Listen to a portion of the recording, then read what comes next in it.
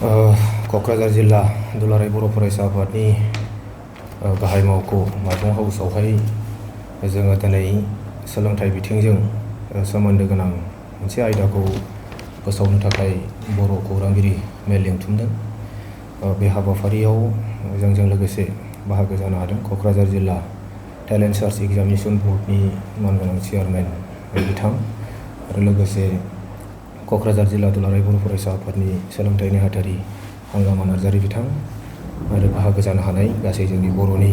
खौरांगिरि लोगो नोंथांमोन बयनिसिमबो बेलासिनि गाहाम हामलायनाय जासिबाय आरो गासै जोंनि बर' खौरां नायगिरि रायजो राजाफोरनिसिम बेलासिनि गाहाम हामलायनायजों लोगोसे खुलुमनाय सिबिनायखौ बावहरदों। दिनैहाय जोङो बयबो मिथिगौ दुलाराय बर' फरायसा आफादा बर' हारिनि फारफ्रोमबो बायदि मैया जेंना जेंसिफोरखौ सुस्रांनायजों लोगोसे सोलोंथाइ बिथिंखौबो आरो जोंनि उन्दै उन्दै जोंनि फरायसालियाव फरायबाय थानाय फरायसाफोरखौबो जों मा रोखोमै हाबा मावोबा गुन गोनां सोलोंथाइ मोनहोनो हायो बेनि थाखाय दुलाराय बर' फरायसा आफादनि गुन गोनां सोलोंथाइनि जांख्रिखांनाय मोनसे मावथांखि बे आथिखालाव सोलिबाय थादों आरो बेखौनो बिथा खालामनानै देग्लाय दुलाराय बर' फरायसा आफादा थाखो 9-10नि थाखाय बेबायदि खुंगा 10थि सेन्ट्रेल टेलेन्ट सार्च बेखौ फैगौ डिसेम्बर दाननि 14 अक्ट'खालि बेखौ खुंफुंनो थि खालामबाय आरो जोंबो क'क्राझार जिल्ला दुलाराय बर' फरायसा आफादा थाखो 6, 7 आरो 8 बर' बिजोङाव फरायनाय फरायसाफोरनि थाखाय खुंगा 4थि खेब बे रोंगौथि सायख' आनजाद बेखौ खुंफुंनो थाम-थिम जाबाय। दा दासिमहालागै जोंनि गेजेराव गासै थाखो 6, 7 आरो 8 गासै फरायसाफोरनि अनजिमाया जों मोननो हादों 10,237 गासै फरायसालिफोरनिफ्राय फैनाय बे हिसाब आरो आथिखालाव जोंनि बे आनजादनि जेनाखि आर'ज बिलाइ बेयो गंफ्रोमबो फरायसालिफोराव सहैबाय आरो जोङो मिथिदों जोंनि गोबां फरायसालिफोरनि फोरोंगिरिफ्रा बेखौ बिबान लानानै दायित्व लानानै जों गाव गावनि फरायसाफोरखौ बे आनजादाव जिरायनो थाखाय एनकारेज खालामदों, सापर्ट खालामदों आरो मोननै मोनथामसो फरायसालिफोरनिफ्राय जोंनाव बेबायदिबो रिपर्ट मोनसे फैदों जे बै फरायसालिनि माखासे फोरोंगिरिफ्रा बा फरायसाफ्रा खुब खम बेबायदि मोनसे बे आनजादनि थाखाय आर'ज बिलाइखौ गथायनो नागिरदों। दा बेखौ जोङो दिनैनि खौरां मेलनि गेजेरजों खावलायहरगोन जायफोर फरायसालिफ्राव दिनैसिम जोंनि फरायसाफ्रा खम बेबायदि मोनसे एप्लाइ खालामनानै दं गासैबो फरायसाफ्रा बेवहाय बयबो जेन' समा दंबावो बयबो एप्लाइ खालामगोन आरो बे आनजादाव जिरायगोन। मानोना बे आनजादाव माखासे उद्देश्यफोर दङ जोङो जोंनि बर' बिजोंनि बे फरायसाफोरखौ उन्दैनिफ्रायनो बा गेजेर फरायसालियाव फरायनाय समनिफ्रायनो बिथांमोनखौ मोनसे जुजिनायनि कम्पिटिटिभ मोनसे सिन्था सरसाखौ जों बिथांमोननि खर'आव सोरजिना होनो नागिरदों जेन' आथिखालनि मुगाया मोनसे बादायलायनायनि मुगा। इयुन समावहाय फरायखांनायनि उनाव कलेज फरायनाय डिग्री जोबखांनायनि उनावहाय गुबुन गुबुन साख्रि बाख्रिफोरनि थाखायबो बिथांमोना जुदि बेबायदि एप्लाइ खालामोबा नैबे मोनसे एग्जाम जिथुनाखि पेटार्न जोंनि एग्जामा दा सोलियो दा बेबायदिनो बिथांमोना बैबायदि मोनसे एग्जामफोराव इजि जाहैगोन, गोरलै जाहैगोन आरो बर' बिजोंनि फरायसाफ्रा फ्रायनो जुजिनाय फारसे जोबोद खम दासिमहालागैबो दा बेखौ जों बोरैबा बारायहोनो हायो आरो साफ्रोमबो फरायसाफोरखौ जोङो बोरै गुन गोनां खालामनो हायो बे जोंनि मोनसे आनजादनि गुबै बे मोनसे उद्देश्य आरो बेजों लोगोसे जोङो बुंगोन आथिखालाव जोंनि फरायसाफ्रा थिग समसिमाव आथिखालसिमाव दिनैसिमाव जाय सेलेबासफ्रा माने एकाडेमिक केलेन्डार बायदि जोबनो गोनां दं जाय सेलेबासफोरखौ बेखौ आबुं खालामनानै आबुं सोलोंथाइ लानानै फैनांगौ दं दा बेफोरखौ समसिमाव खालामबोनो हादोंना हायाखै बेखौ नैबे आनजादनि गेजेरजों बे आनजादनि फिथाइनि गेजेरजों मोजाङै मोनसे कारेक्सन खालामनो थाखाय सम मोनगोन जेन' आरो बहाबा जुदि कथिनाथि थाबोदोंबा खम जाबोदोंबा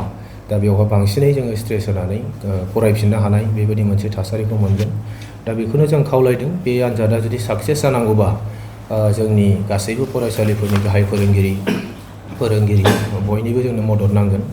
जोङो आथिखालाव बिटिआरनि सोलोंथाइ बिफाननि डाइरेक्टरनिफ्राय लानानै गासै मावख'गिरि बिथांमोननिबो जोङो पारमिसन बा बिथांमोननोबो जोङो मिथिहोनानै बे आनजादखौ खुंनाय जायो। बेनिखायनो गासैबो फरायसालिफोरनि फोरोंगिरिफोरखौ जेन' बयबो बे आनजादखौ होहोनो थाखाय फरायसाफोरखौ थुलुंगा होयो आरो गार्जेनफोरखौबो खावलायगोन गाव गावनि गथ' गथायफ्रा थिग समसिमाव थिगखिनि फरायनो हादोंना हायाखै सोलोंथाइ लानो हादोंना हायाखै बे आनजादनि गेजेरजों हमनो हागोन बुजिनो हागोन आरो फैबाय थानाय समाव बे मोनसे आनजाद बे मोनसे खान्थिजों जोङो थांबाय थायोबा गाव गावनि जेन' गथ' गथायफोरखौबो मोनसे गुन गोनां खालामहैनो हागोन इयुनाव गावनि जिउ खुंनायनि जायखिजाया आनजाद जायखिजाया साख्रि बाख्रिनि आनजादफ्रावबो जाहाथे गोरलैयैनो बेवहाय उथ्रिसार जानो हानाय मोनसे थासारिखौबो मोनहैनो हागौ। गावबावनो लुबैदों जेनोखि जोंनि आनजाद सायख'नायनि माखासे खान्थिफोर दङ।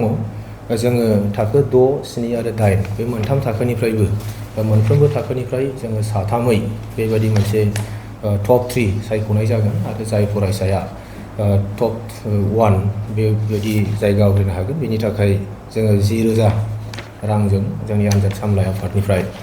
बरायनाय जागोन गांसे मान बिलाइ आरो नैथियाव जाय फरायसाया जायगा आवग्रिगोन बेनि थाखाय 7,000जों लोगोसे गांसे मान बिलाइ जोङो बेखौ हरगोन आरो थामथियाव जाय फरायसाया जायगा लागोन बेनि थाखाय 5,000 रांजों लोगोसे गांसे मान बिलाइ थागोन आरो जोङो बेखौ लाखिबावदों मोनथामबो थाखोनि थाखाय जाय फरायसाफ्रा टप 3 जायगा आवग्रिखांगोन बेनि उनावहाय जायफोर जौसिन नैथि सारियाव जायगा लाबावगोन बै फरायसाफोरखौबो जोङो 2,000 रांजों लोगोसे गांफा आर'नाइजों जोङो मान बावगोन। बेखिनिखौ जोंनि फारसेनिफ्राय बुंबाय। जोबनायाव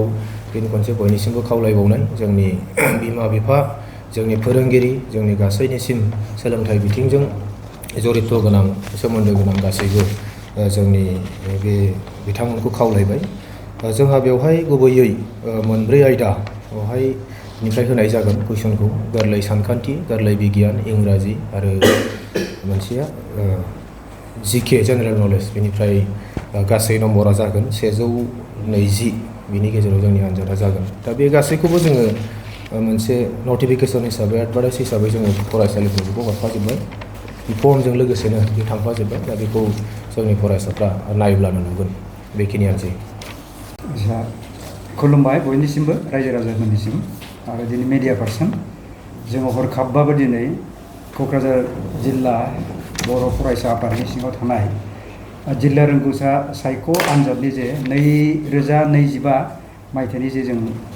खालामनो नागिरदों दिनै खालामै जोङो 4 खेब जाबाय आरो दिनैहाय जोङो 2025 मायथाइनि नभेम्बर दानाव खालामनो थांगासिनो दङ। बेनि आसल थांखियानो जाहैबाय गुन गोनां सोलोंथाइनि जांख्रिथाय मावथांखि। बेखौ जोङो सिगांनिफ्राय मावबोदों। सेन्ट्रेल मिरु एबसुआबो दङ आरो बेखौ जों डिस्ट्रिक्ट एबसुआबो बेखौ खालामै दिनै 4 खेबथि जाबाय आरो जोङो थांनाय बाराव जेरोखोम रेसपन्स मोन्दों जेरोखोम रायजो राजा बेनिफ्राय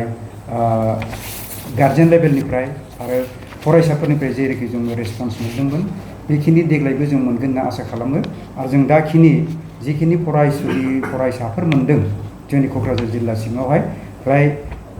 10,000निख्रुइबो बांसिन दङ। बे 10,000फोरनिख्रुइबो बांसिननिफ्राय जों फ्राय 50%सोखौ दिनैसिमखौ जोङो रेसपन्सखौ मोन्दों आरो जिथु समाव दङ बिनि गेजेराव जों आरो मोनबावगोन होनना आसा खालामो आरो बे थांखिजोंनो जाहाथे जेसेबां जोंनि उन जोलैफोरनि फरायसाफोर जाहाथे गावनि थांखिखौ लानानै गावनि केरियारखौ दानो थाखाय बे मोनसे लामा दिन्थिना होनाय बायदि जायो। बे थांखि हिसाबै जों बेखौ लादों आरो जों लालांबाय थागोन। दिनै आङो क'क्राझार जिल्ला टेलेन्ट सार्चनि एग्जामिननि सासे चेयारमेन हिसाबै बाथ्राखौ बुंबाय आरो जोङो जाहाथे साफ्रोमबो गार्जेन साफ्रोमबो फोरोंगिरिफोर जाहाथे बिथांमोना उन्दै गथ'फोरखौ एनकारेजमेन्ट होयो उत्साह होयो जाहाथे बे आनजादखौ बयबो गोसो मोदोम होनानै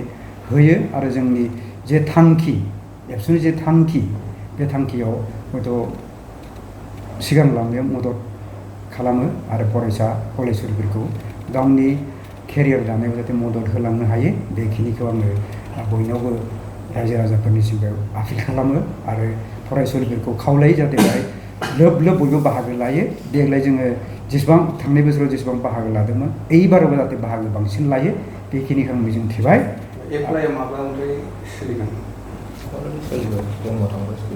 फर्मआ जों दा स्कुल हरजोब्बाय बेखिनि माखासे सम होदों जों बेखिनि गेजेराव जोङो दा क'क्राझार जिल्लायाव जेसेबां माबाफोर दङ स्कुलफोर दङ बेहाय हरजोब्बाय आरो मोजां रेसपन्सखौनो मोन्दों जोङो आरो हयथ' जों जिथु समाया दंबावो आसा खालामो